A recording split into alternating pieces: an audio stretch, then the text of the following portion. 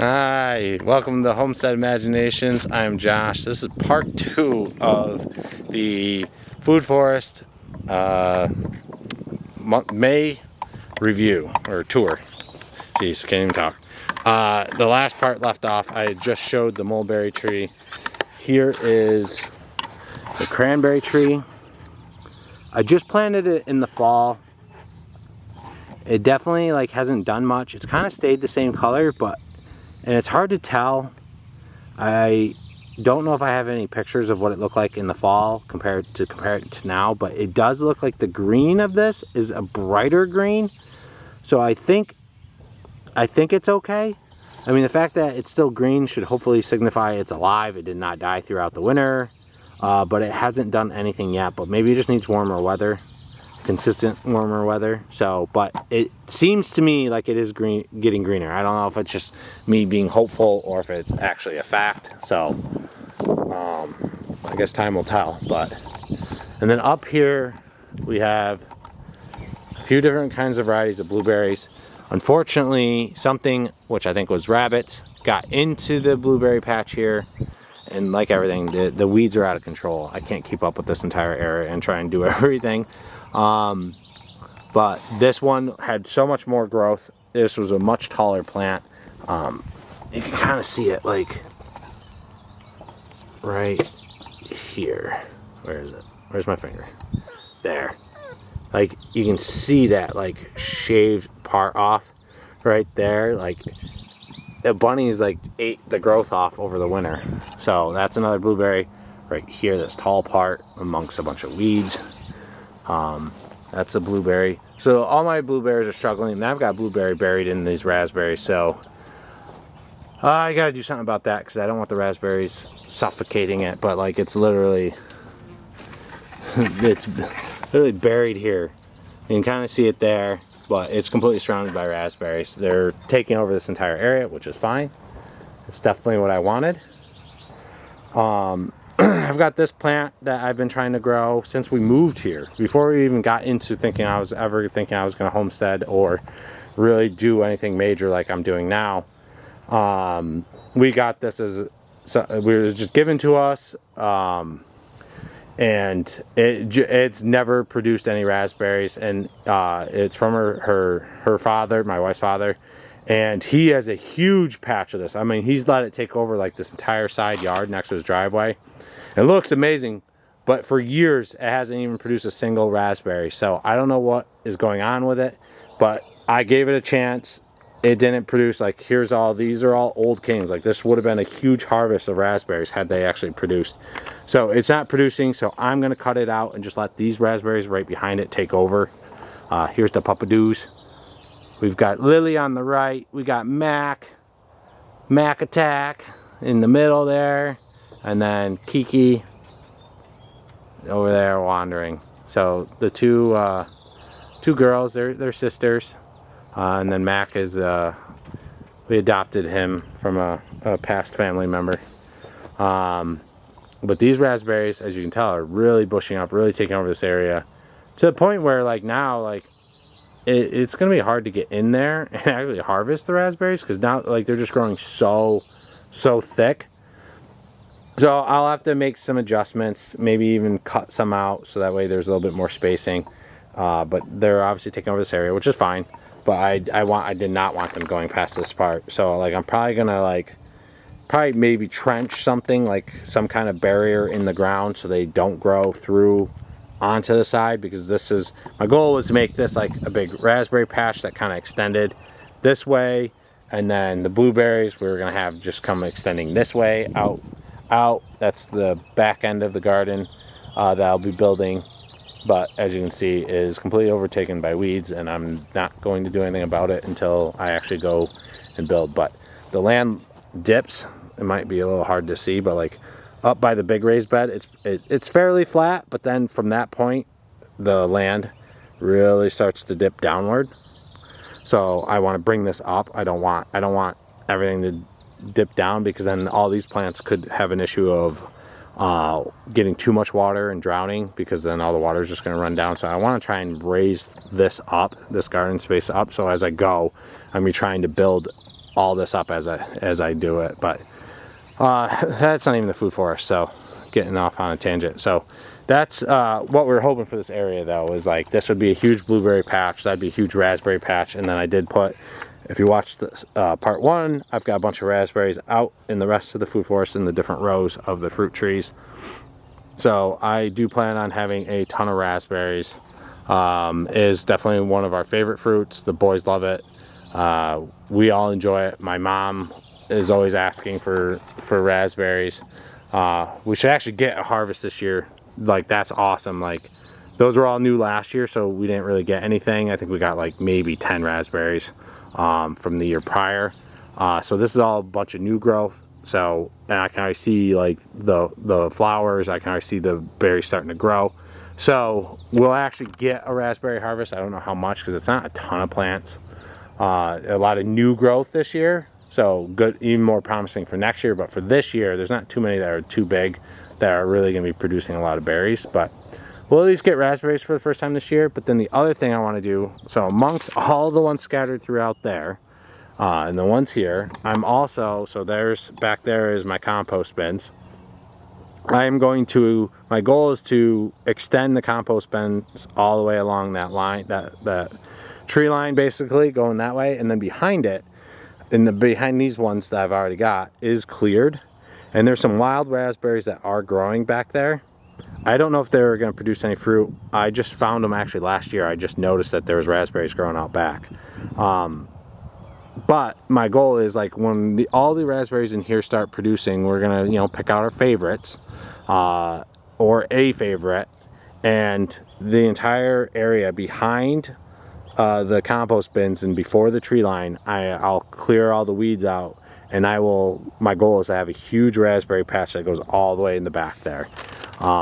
Raspberries are such a big hit. Like, I love the flavor of raspberry. I want to be able to make like juice with the raspberries and different mixtures and different, you know, things, jams and whatnot. So like I really want a lot of raspberries. So I'm going to be putting in eventually a huge patch, but that probably won't be for a couple of years, because I want to try all these different varieties. That's why I got so many different varieties, is because I just wanted to try them all and figure out which ones we really liked, and then grow, and then set up a huge area just for raspberries and just grow a ton of them. But this is the food forest is enclosed by this 8-foot tall deer fence that I've got to make some improvements and some fixes, like especially right there, right between the stairs and that post. It's open. I did put like a little fencing, just kind of try and block stuff, but obviously the bunnies got in. So that I'm going to be securing off even between the rungs of the stairs going up. I am going to be, there's a bunch of hardware cloth over there. I'm going to be tying that all off, closing this up, and then along the bottom here, I'm going to be taking like thin chicken wire and putting it all the way across the bottom, and trying to prevent all the little bunnies from hopping in here and eating all my stuff, because the fact that they decimated my blueberries is really crushing.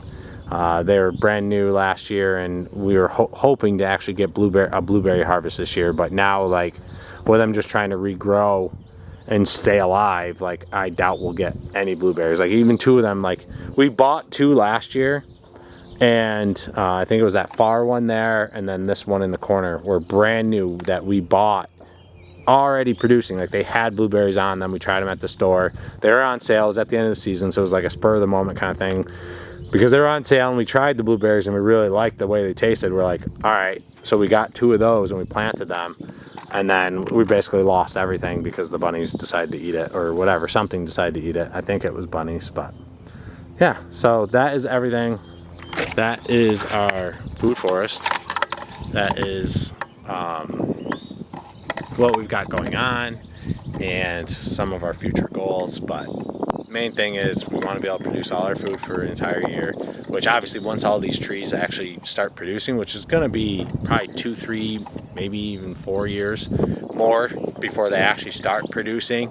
Once they start producing, all the trees will have an abundance. I mean, we're not going to eat that much fruit, and then at that point, that's why I put in extra, because we want to also like turn ourselves into a small farm, sell all the surplus of all the different fruits. But I don't want to buy any food from the grocery store in the future. Like, that is the goal.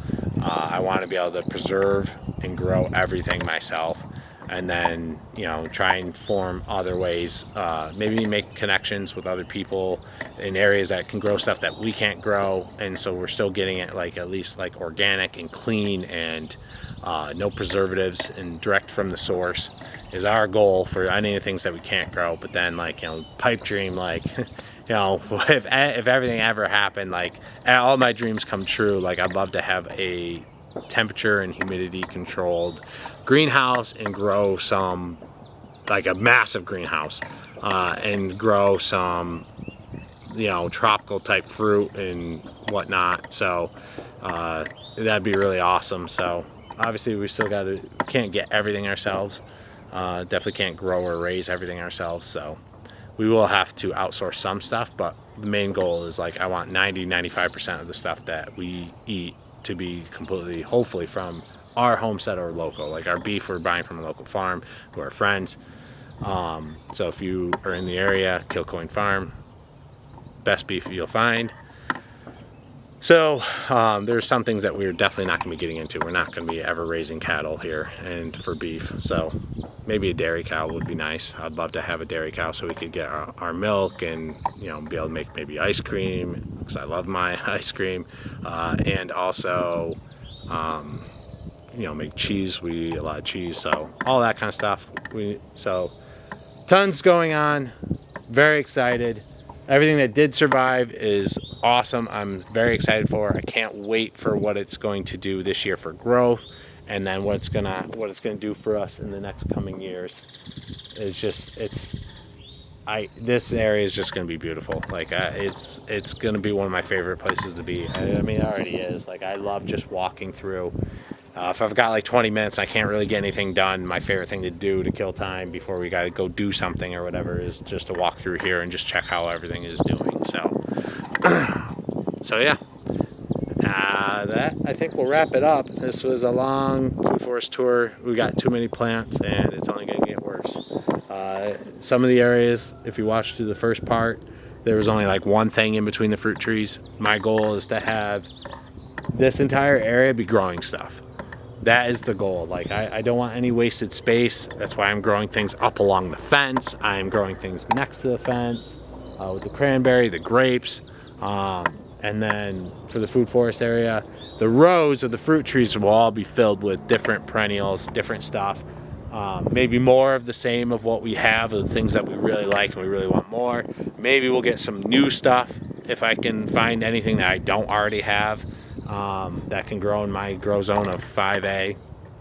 I would definitely add it. I'm definitely up to try any perennial that can grow. But then in between, I'll most likely be putting in a lot of raised beds in between, and growing like different herbs and you know, the spices and different things. Like, I'll be setting up like this and more flowers. This entire area is going to be booming. I will eventually get bees to help pollinate all this, but I'm waiting. I wanted to do bees this year, but I'm holding off until I get everything established. I need to have bees from the early, maybe even April, but if not April, early May. I've got flowers that are blooming at that point all the way into late fall. I want to be able to provide the bees with enough food to keep them satisfied so they don't leave, because if you don't have food for them, they will go somewhere else. They'll just leave your colonies and go somewhere else where they're going to have better options for food. So I don't have a ton of flowers. I don't really grow a lot of flowers. You know, there's a woman that's got her business that she grows a few extra plants that she needed more space for, that she's growing here, and she's going to be expanding, and then I'll be expanding with all the different plants. Obviously they'll be budding and flowering, so we'll be adding a lot more, and then we'll be getting the bees as well, so to help keep everything pollinated, keep all our vegetables, everything, you know, getting pollinated, so that way they grow all the things that we want. So big plans, so excited for the future. I hope you are too. This is going to be such a fun journey to be working through. I hope it's a fun journey to watch, as we have started from nothing, literally nothing, never knew anything about gardening, never gardened in my life, to to doing this. So it's a lot, and as you can tell, I can't even keep up with everything right now because I'm trying to make all these additions, and then the weeding gets behind. But I'm going to be trying to make some changes, and as I start covering things in, it'll make my life easier. Like around the gardens, we're gonna be putting in weed fabric and then stone for a decorative look around the garden over here, and then the rest of this garden, and even in the food forest, eventually we see a lot of grass out there. Eventually it'll all be wood chips. I'm not gonna have any grass. I don't want, I'll hopefully eliminate a lot of the weeds. I will just keep layering compost and wood chips and changing my soil from a very hard, very thick clay to a very usable growing medium. So I'm completely changing the landscape physically from the outside up above the ground, but then also my goal is to change the inside, making this be a beautiful soil for plants to grow in. So I'm going to be covering all this. Everything inside this area will be covered either with stones for the decorative part or wood chips for the other part. So that will help save me a lot of time. I won't be picking weeds. I won't have to be saving my plants from the weeds trying to overtake them. It will be a lot better. Like this area here needs to get wood chipped by the blueberries I showed. Like I need more wood chips. I put a covering layer down, but now I need to actually like bury things so that way stuff stops growing, and that will probably help with the blueberries. Like if I can smother out even the raspberries from extending too far, they can't push through. And if they do start to push through, I just can snip them. But getting this completely covered so that way everything can grow and I don't have to spend so much time with the weeding, because weeding is literally like my kryptonite. Like I hate doing it. I feel like it's zero value added of time, and it takes a ton of time. I'm spending hours as it is just trying to keep the weeds at bay at the rows.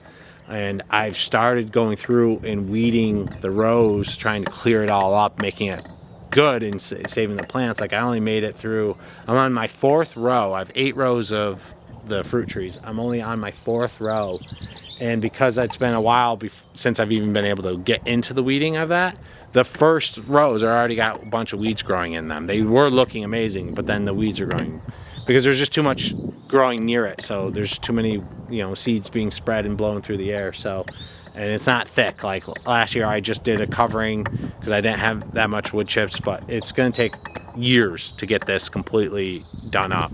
I bought a wood chipper. I am cutting down dead trees on the property and I'm wood chipping them.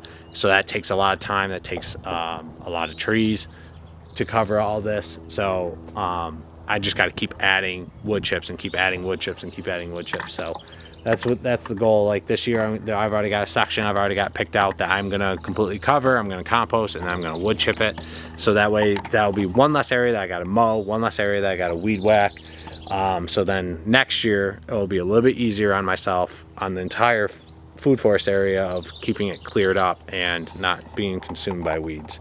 And then after that, each year I'm just gonna add a section. I'm just gonna take another section, another row, maybe in between here, in between the trees. I'll just pick a row and just be, all right, completely compost it and then wood chip that entire row.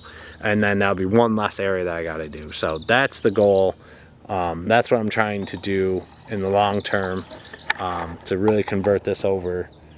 Because when there's no weeds and it's just the wood chips, it looks so nice. Those rows look so good. She's not holding the camera right. So this is gonna be pretty. And then at night, if you haven't ever seen, we've got these little lights here. They're solar, so they collect the sun at night all day, and then at night they turn on and it's like a flickering. It like flickers, so it almost looks like a flame, and that's on every single pole all the way across the entire garden. So it is such a cool sight at night to come out here and see that. So it's an awesome place. All right, I need to stop rambling. I'm sorry, I apologize. I could talk about this stuff all day. I'm obsessed. Thank you for watching. Thank you for supporting. Again, I hope this journey is fun to watch, as much fun as it is to be going through it. And Make sure you hit the like button, subscribe, so you can continue watching this journey, because this is going to be a fun ride, and it's going to be, once it's producing, it's going to be a magical place. It's just going to be so much food is going to be coming out of this area. It's going to be insane. So I will catch you guys in the next one. Keep the imagination rolling. Bye-bye.